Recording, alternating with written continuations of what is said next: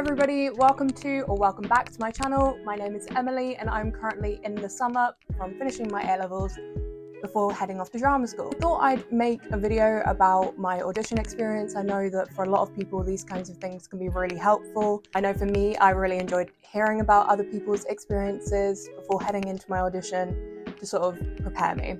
And I did a TikTok recently kind of outlining generally what happened, but I thought I'd go a little bit more into depth for those who are interested. In this video I'm going to be talking about my self-taping experience for the first time, in-person auditions, recalls, and basically my overall thoughts as to my first time auditioning to drama school. So if that sounds good, stick around and let's get right into it. The first thing I want to mention is how I kept track of all my auditions. So to do that, I made a table on Notion. And it kind of looked a bit like this. So I started with a column for all the schools that I applied to, whether I was going to be taping for them or whether they were going to be live, when that was going to be. So for self-tapes, the deadline as to when they needed to be in by, and then for live auditions, when that live audition was going to be. So then I had two columns for songs. So some schools needed 2 songs, some schools needed 1. I'd put both of them in there. And then a number next to it to say how long it needed to be. So some of them it was 1 minute 30, some of it 2 minutes, 3 minutes, anything like that. And then the next 3 columns were for monologues.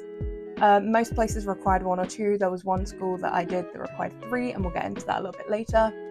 And again, I just put the name of the character that I wanted to do and then how long the monologue needed to be. And then beyond that, I had a dance column for any schools that required a dance tape or a dance call, and then music, because I had one school that required me to do a separate tape to do with musicality, and then anything extra that any of the schools had me do, so an interview, a little slate, something like that. I should say I submitted my UCAS in November, so I started auditioning late November, spreading through to early January, and then I started having live auditions. My first live audition was in December. That kind of spread through until about March, I would say. So to start, I would say the majority of schools had me self-tape first. So I applied to 9 schools and 6 of them had me self-tape first round. That is just very, very commonplace these days. And if you're thinking of applying, just be aware that that is what you're going to be expected to do. So I'd get on top of learning how to self-tape very, very quickly, looking up different YouTube videos, different tutorials. But for the most part, I would film on my phone, which I'm recording on now. I would use the drama studio at my school, and then if I needed them checked, I'd go to my drama teacher or a friend, and then again, singing tapes, it would be done anywhere that's convenient, blank canvas in the back. And I would say for a lot of them, I was only able to reuse 1 or 2 self-tapes because every single school has very different requirements for what they need. So for example, I'll go through in chronological order of when I self-taped. So my first self-tape was for Bristol or Vic. They needed 2 monologues, 1 classical, 1 contemporary. After that, I did RADA. RADA required a verse and a chorus from a song and 3 monologues, 2 of which had to be classical. They couldn't be Greek tragedy, so Shakespearean, Marlowe, like that kind of Elizabethan era monologue, and then 1 contemporary one. And again, like even looking at the requirements for these, RADA, all the monologues had to be 2 minutes. Bristol, I can't see a timing here, but chances are I would have done completely different takes for these 2 schools because the timings were different. Schools don't like you editing down monologues because they think that they're not getting an authentic presentation of you, essentially. After that, we had Italia Conti. Italia Conti wanted a musical theatre song that was 1 minute 30 in length, and any monologue that was 1 minute 30, ballet and jazz combinations plus a dance. I think the ballet and jazz combinations we were taught, as in we got sent a YouTube video and we had to learn the YouTube videos, and then I think the dance from memory was whatever you wanted it to be, and kind of they wanted you to outline any special tricks and stuff you had. After Italia Conti, we come to Lambda.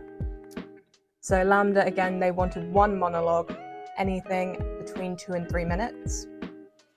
After Lambda, we had Royal Welsh College of Music and Drama.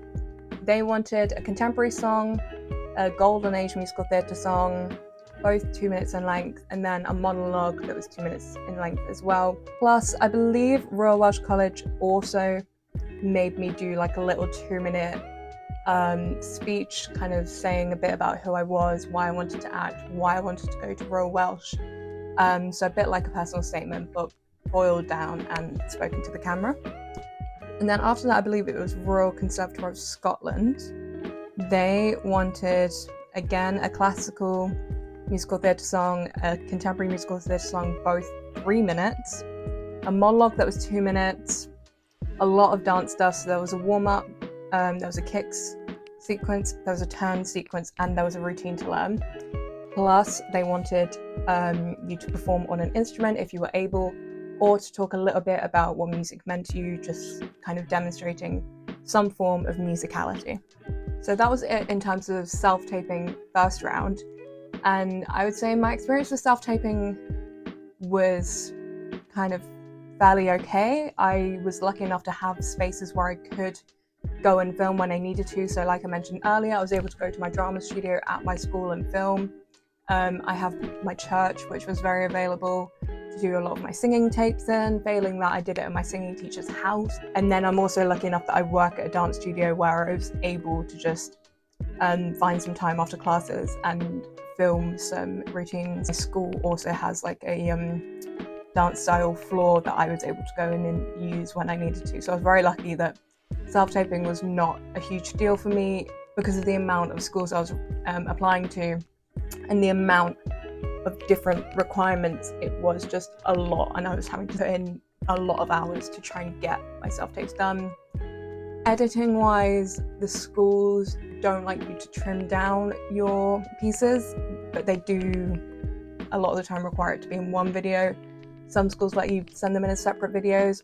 I would say that's fairly easy. So I use CapCut as my editor, and I would just trim off the beginning bit where I'm like setting up the camera and everything, and then just put them all together in some sort of cohesive order. Some schools will also require you to slate at the beginning, which is just saying like your name, a bit about who you are, maybe where you come from, but typically the pieces you're doing as well, they'll ask you to slate that as well. From these self-tapes, I got invited to 2 recalls.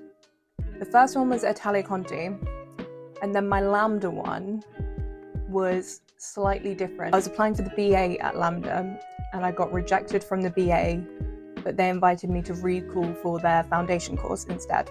And the Italia Conti recall was live, so we'll come to that in the next section. And the Lambda recall was also live.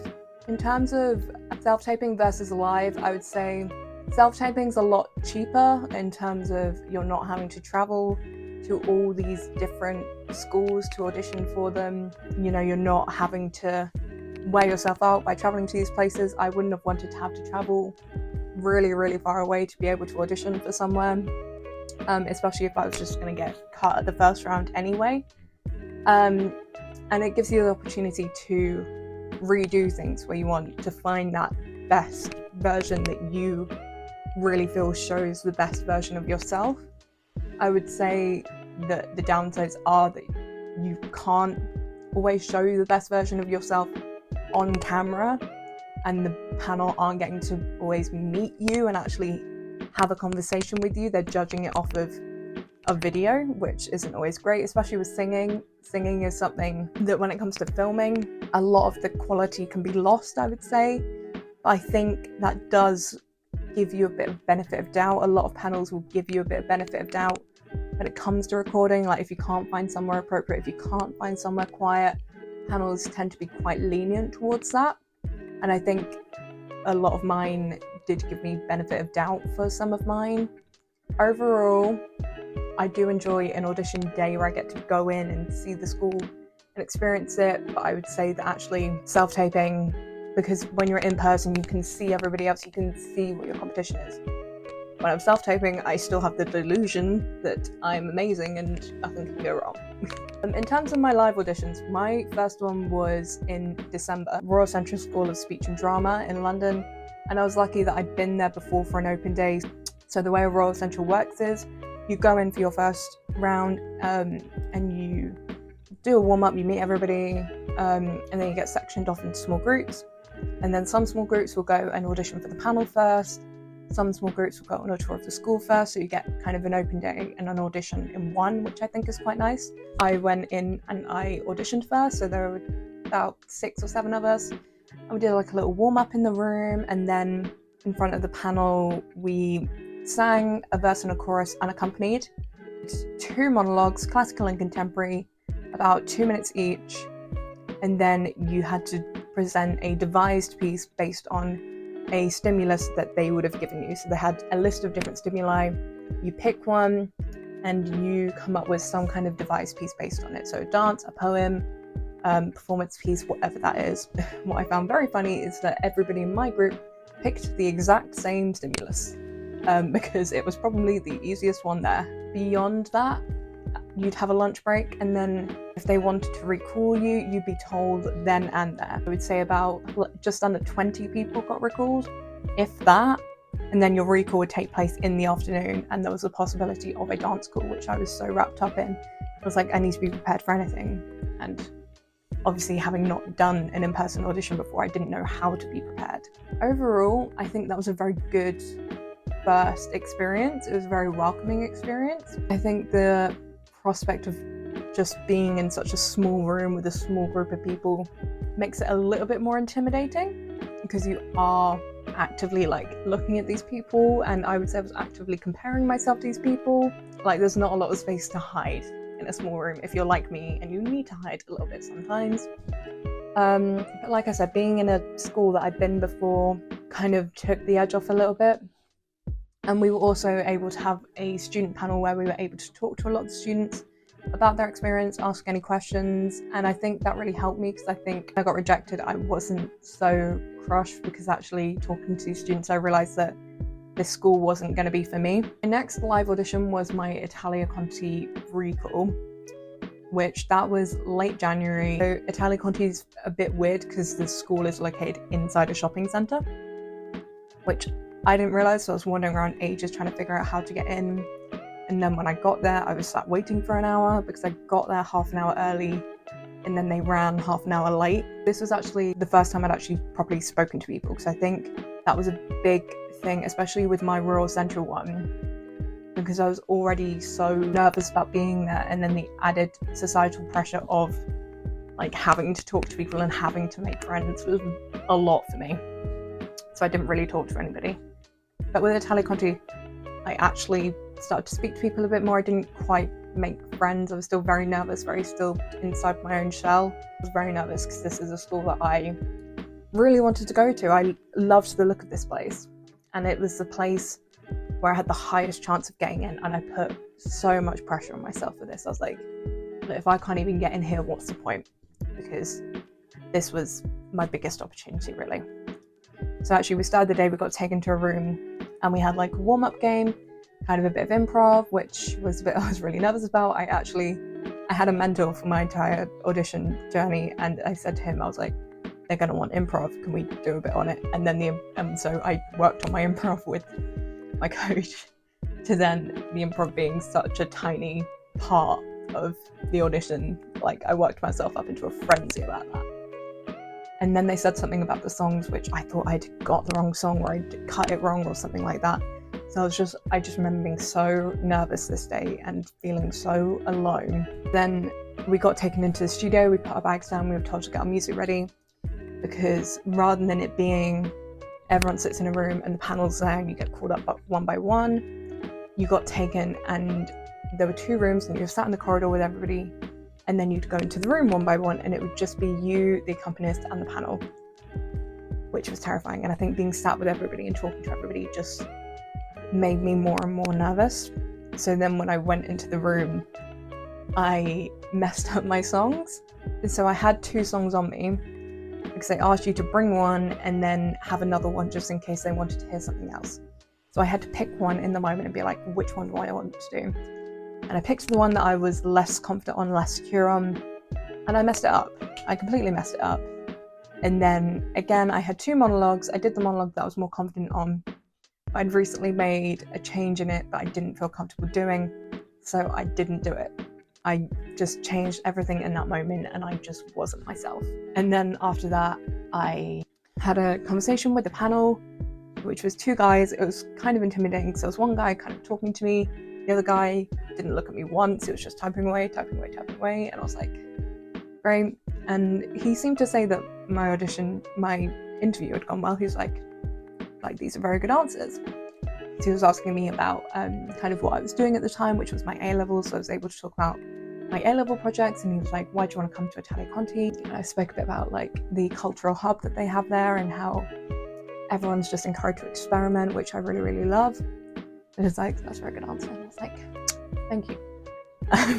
So I left, and I really just felt like I'd done really, really badly. I was like, I don't know what I can do to turn this around, because the next bit is the dance call, and the dance call is the bit that I'm dreading, because it was ballet, which I haven't done in years, and there was jazz, which I don't really do. So I took an early lunch on my own. I had ages, and I was texting my mentor. I was like, I think I've already screwed it over. And he was like, no, it's okay, take a breather, you'll be fine. And I was trying to phone people just to try and calm myself down, but no one was answering. So I just felt so alone that entire day. But yeah, so I was in the studio, and we had lunch and played some games while we were waiting to go to dance call. And then the dance call, we had 3 different classes. We had ballet, technical center practice, and jazz. So ballet was all right, the bar work was all fine, the center work was awful. Like I said, I hadn't done ballet in so many years. I'd taken 2 weeks as a refresher. I was stood right at the back as well. I was trying to hide myself, really. He was throwing out all these different ballet terms, and I was just like, I don't know what you're on about. I don't know what you're doing. I couldn't pick it up. And the fact that I didn't have a good ballet class meant that when we had technical center, which is basically just jazz combinations and jazz warm-ups and stuff like that, I couldn't pick up, and I felt so awful. I just wanted to cry and leave. In that moment, I was like, no, I've got to push through. I've got to just make it through to the next bit. And then again, the jazz choreography, everything was thrown at me so quickly, and I realized that I could not pick it up for the life of me, because I struggle with retaining information that quickly. I kind of only realized it in the moment that it was an issue, and there wasn't really anything I could do about it, really. And when you present things, they split you off into small groups, so there was no hiding the fact that I didn't really know the combination. So I just went, screw it, this is your last chance. And I just threw everything at it. And even then I was just like, I know I haven't done it. And I was upset with myself for a while, but I had to push it away. And I tried my best, but I think that audition experience really impacted me a lot, because I did just feel awful about it. I felt so horrible about it. The next live one was Trinity Laban. So Royal Central, I had to be there at 9 with the possibility of staying until 5, but actually I left about 2 o'clock. Italia Conti, day started at 9, and I was there until about 4 or 5 o'clock. Trinity Laban, however, they had a morning call and an afternoon call. I got an afternoon call, which I was buzzing about, because it meant that I was able to have a slow morning, have a later wake up and have a slow morning before my audition, which I really liked, because I think the one thing I noticed about my other 2 is I hadn't had a chance to process everything that was happening, get myself into a good headspace before everything just kind of happened and my brain couldn't catch up with what was happening. The fact that I was able to have a slow morning and think about what was going to happen and think about the way the day was going to go, it really helped me. However, it did allow a lot of anxiety to kind of manifest itself in the morning, but I think overall I really preferred having an afternoon call. The other 2 I just felt chucked in at the deep end without any preparation. And Trinity Laban, again, is a place I'd been to, because I'd done a summer school there, so I knew the train journey, I knew the building, I knew the teachers, I knew the people on my panel.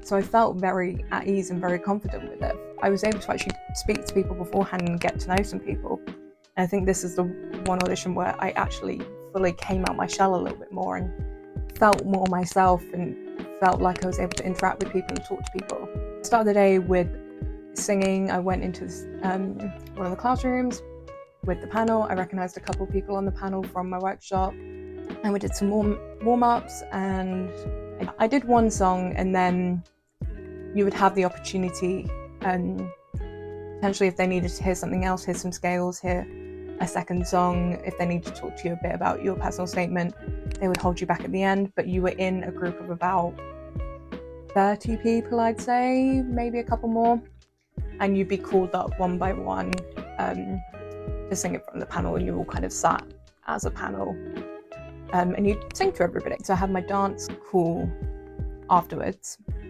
Dance again, I felt fairly confident, I think, because when I came in and I started limbering up, not only had I been dancing a lot more in those past few weeks to actually feel a lot more confident in my ability since my Italian Conti audition, even though this was like less than a month later. The dance teacher actually came up to me and went, "Oh, do I recognise you?" And I went, "Oh yeah, I was at the summer school last year." And I was like, "Oh, I thought so." And I think the fact that the dance teacher recognised me, the fact that I'd been to the school before, the fact that the technical exercises he made us do and the ones he was judging us on were ones that I'd done in the summer school beforehand made me feel so at ease and so confident.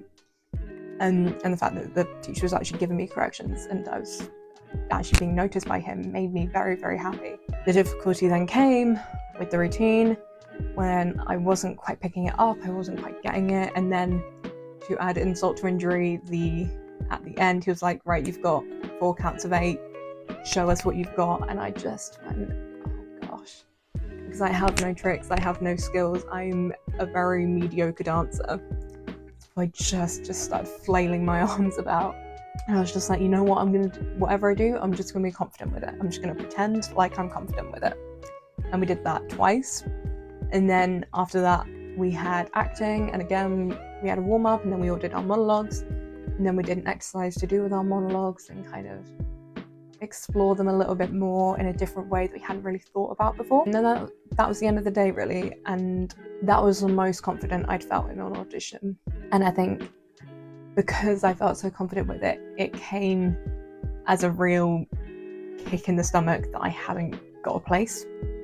I think what also came as a kick in the stomach is because I was in a group chat with a lot of people I'd met from the day, hearing that other people had got a spot, but it was someone that I was like, not to sound conceited, but I thought I was at least on the same level as them. I thought I presented myself a bit better. And that sounds really awful, but I think that's what auditioning does to you, is that you do just compare yourself in a negative way and in a way that's like, oh, I think I'm better than them, I think I've got a better chance than them. But actually, you don't know what the panel's mind is like, you don't know what they're looking for, and you know, that's the person they were looking for, and well done them. And like I said, that audition really that rejection really kicked me down and made me question a lot of things. And then after that, I had a month's break where I didn't have any self-tapes to do, I didn't have any live auditions to prepare for. So I did just take a break for my own mental sake, for the fact that I had a lot of things weighing on me with my A-levels and everything. And then in late March, I auditioned at the Bridge. And here's where the turning point came. Because like I said, I had a month off. I did not prep for this audition. Yeah, when I say that, what I mean is I did maybe an hour's worth of preparation, because it was the same 2 monologues that I'd done many times over. So I did about an hour of just getting them back into my body, making sure I knew the words to them. But other than that, nothing. Because I think by that point I'd just given up. I was just like, I'm not getting into drama school this year. Despite the fact that I had this audition and a Lambda recall, in my brain I'd given up. So I just went, you know what, I'm going to go to this audition, and whatever happens will happen. That's that. I'm not going to think about it too much. So I went, and I think the good thing about this one is that it started at 10 rather than 9, so it gave me an extra hour of just like getting ready, which I felt quite nice about. It was somewhere that I'd never really been before either. Camden is a very unexplored place for me, and I think this audition just came as a very different perspective for me, because the Bridge advertised their audition as like a rehearsal room or a workshop more than an audition, which I could not agree more with, because it was about 10 of us, I'd say, not even. So it was already a very intimate atmosphere, and they really welcomed us. They really made us all feel very comfortable.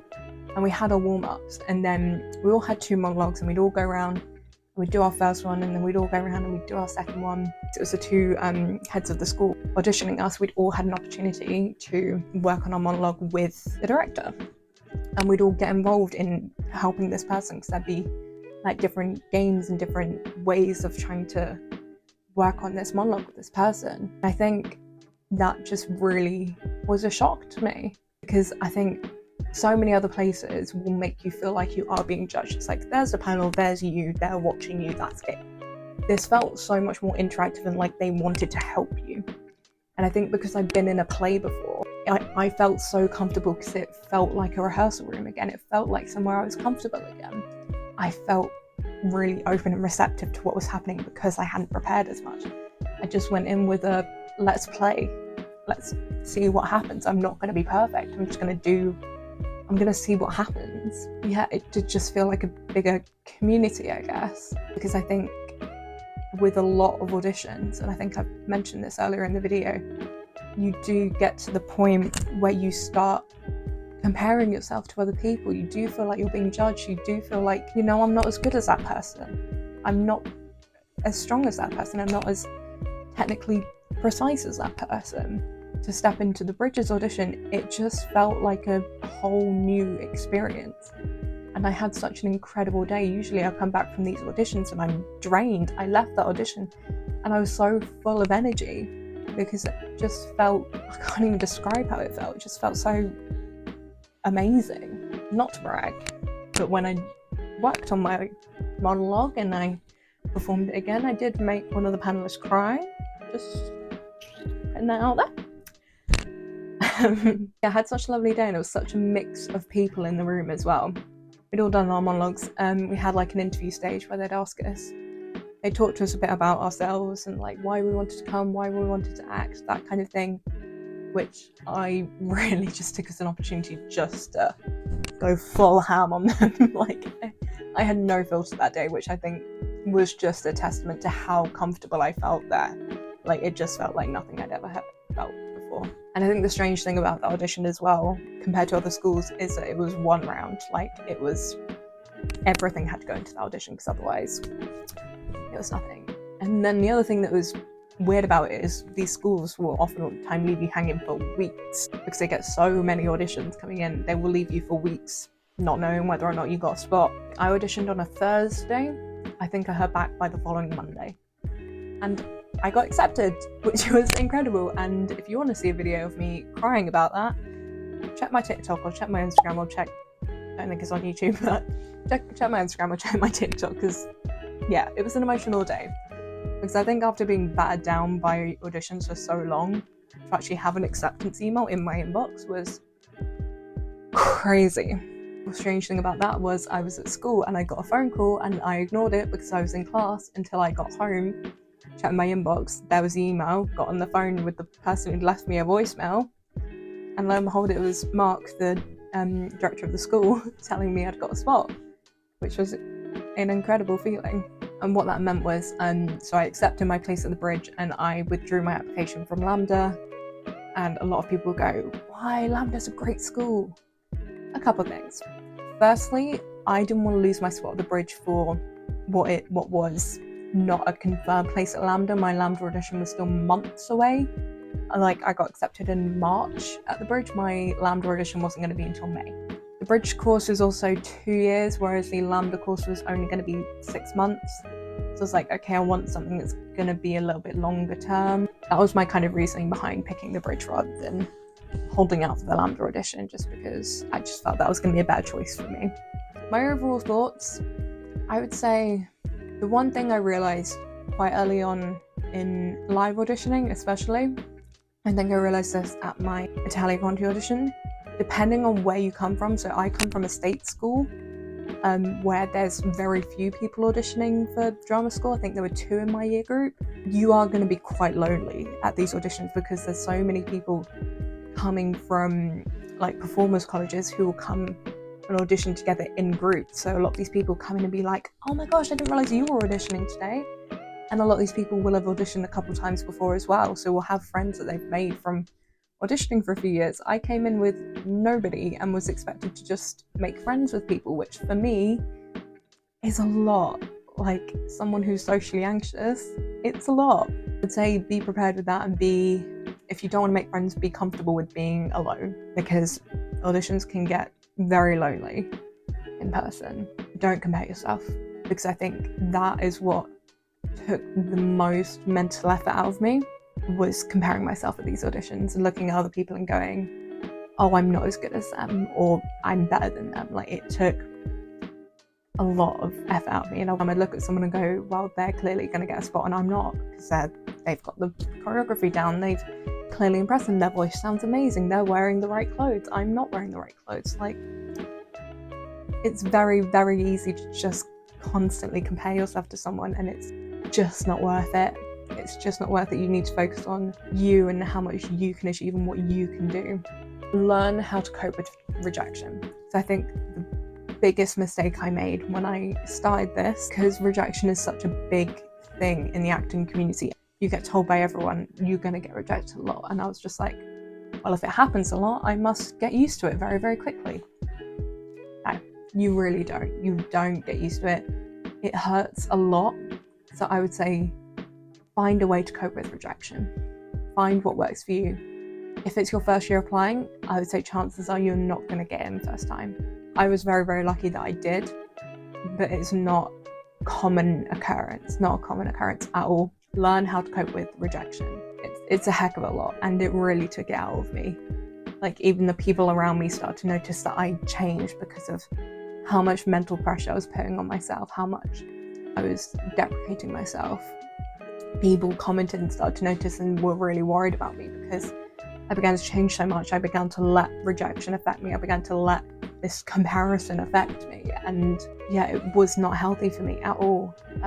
So I would say you need to learn to look after yourself. You need to learn to do what is best for you. I would say that is the biggest piece of advice I can give, is learn to look after yourself. Well, thank you for watching. That was a very, very long ramble. I didn't expect this video to be as long as it is.